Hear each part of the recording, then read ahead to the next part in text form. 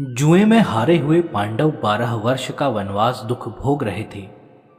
वीर अर्जुन शस्त्र अस्त्रों की प्राप्ति के लिए तप करने हिमालय की ऊंचाइयों पर जा चुका था।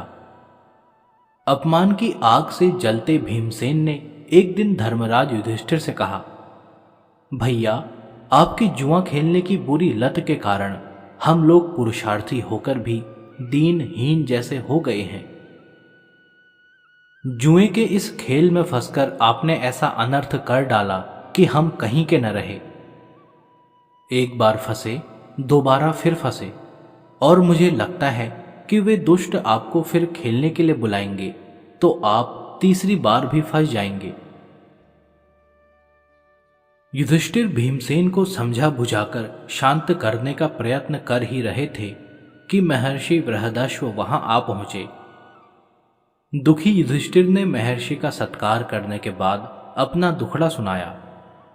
वे बोले, मेरे दुखी संबंधियों ने मेरी इस आदत के कारण मुझे जो तीखी और कड़वी बातें कही हैं, उनके कारण मुझे रात को नींद भी नहीं आती। इस जुए में हम कैसे ठगे गए, हमारा कैसा अपमान हुआ। भरी सभा में द्रौपदी को केशों से पकड़कर खींचा गया और फिर मिला लंबा वनवास। उस समय महर्षि बृहदश्व ने युधिष्ठिर को नल दमयंती की कहानी सुनाई थी।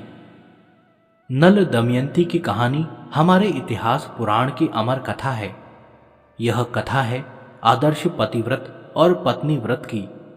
यह कथा है जुए के भयंकर परिणाम की।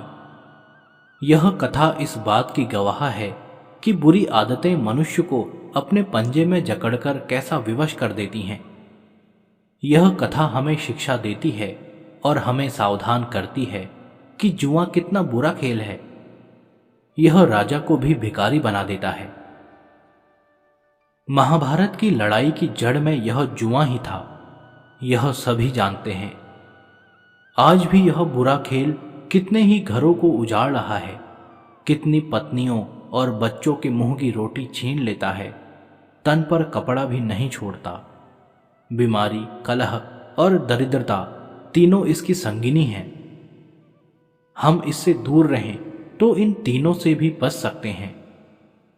रातों रात में अमीर बन जाने का पापी लोभ ही जुए का पिता है।